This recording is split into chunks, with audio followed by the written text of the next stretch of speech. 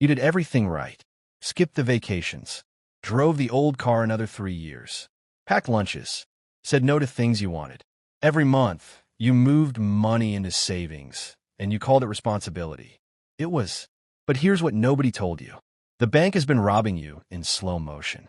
Not with a ski mask, with a decimal point. Right now, the average big bank pays 0.01% on savings. On $50,000, money that might have taken you 2 decades of discipline to build. That's $5 a year. $5. While your bank takes that same $50,000 and lends it out at 24% on credit cards. Your money generates $12,000 a year for them. You get $5. They keep $12,000. Read that again. If you're 50, 55, or 60 with retirement somewhere on the horizon, this isn't just an inconvenience. It's a retirement tax on good behavior, a penalty for doing the right thing. And the worst part? They designed it this way. It's called the net interest margin. Banks borrow your money at nearly 0%.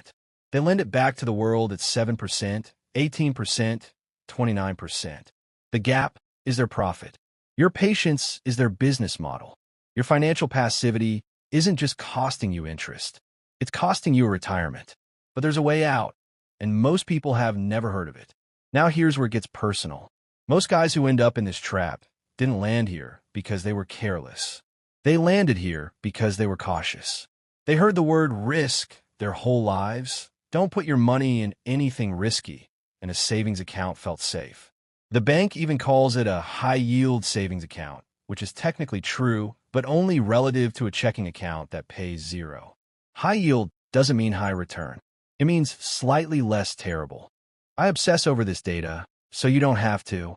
And what the data says, clearly, brutally, without any sugarcoating, is that keeping retirement money in a savings account isn't playing it safe. It is guaranteed slow-motion wealth destruction. Inflation is running at 3 to 4%. Your savings is earning 0.01 to maybe 5%. In real terms, you're losing ground every single day. So who profits off your inaction? The banks, yes, but also the financial media that calls volatility dangerous, while never mentioning inflation as a risk. The advisors who put you in expensive, actively managed funds that underperform the index and charge you 1 to 2% a year for the privilege. The whole system is built around one assumption, that you won't do the math. Today, we do the math. I want to introduce you to 2 guys. Both of them are 52 years old. Both of them make $75,000 a year.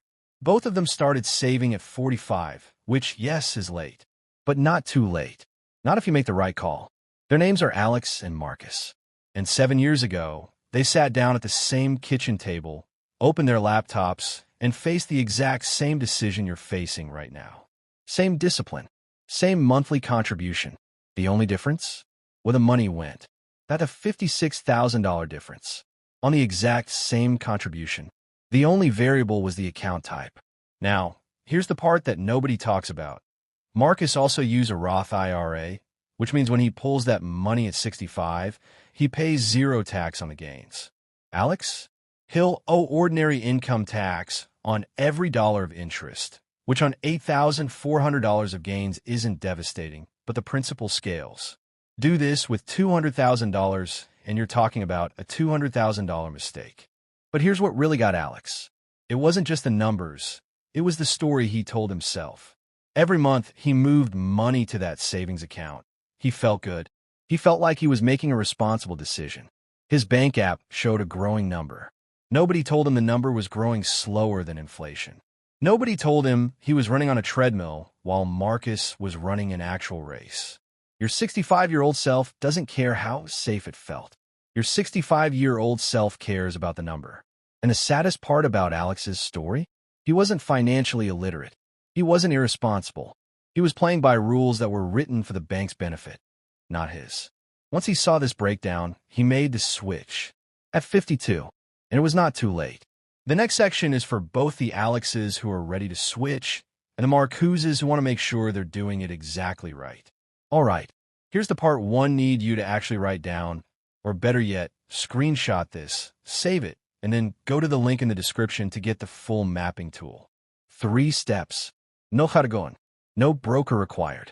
You could do all of this in under 2 hours this weekend. This is the mental model shift that unlocks everything. Not all your savings need to do the same job. You need 2 buckets, and most people only have one.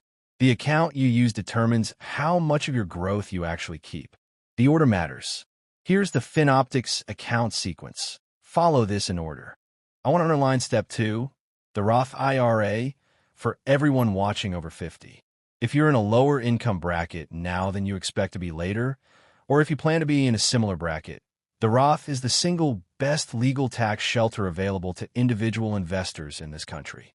You pay tax now on a smaller pile and never pay tax again on the growth. The government will never touch those gains if you follow the rules. This is not a loophole.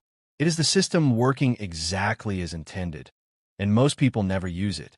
This is where I need you to resist the urge to overcomplicate. You do not need a 12-fund portfolio. You do not need a financial advisor picking individual stocks. The data on this is overwhelming. Over 90% of actively managed funds underperform a simple index fund over 15 years. Over 90%. Here are 3 funds that cover you completely. You don't need all 3. One is enough to start. Compare that to the average actively managed mutual fund. 1 to 1.5% expense ratio. On a $200,000 portfolio, that's $2,000 to $3,000 a year silently drained out of your account. Every year, for performance that statistically trails the index. VTI charges $60 on that same $200,000. $60. The math is not subtle. Here's what I want you to understand. This isn't about getting rich. It is not about beating the market. It's about not being the guy at 67 who still has to say yes to shifts he doesn't want because the number in his account won't let him say no. That's the only finish line that matters here. Alex, from our story earlier, he figured this out at 52. He moved his excess savings into a Roth IRA. He put it into VTI. He set up automatic monthly contributions. He stopped watching CNBC. He started living his life. 13 years later, he has options. That is the whole point. The steps are simple. The math is on your side if you start. The only thing that beats you now is inaction. And I don't want that for you. Now, if you want to map your exact situation, where your money currently is, which accounts you should open in what order, and how much you're losing right now to fees and inflation, I've built something for you. It's called the FinOptix Exit Protocol Audit. It's a free Notion template in the description below. You put in your numbers, and it maps your exact escape plan from the savings account trap. No email required. No upsell. Just the tool. The savings account didn't fail you. Nobody told you the rules. Now you know them. Now use them.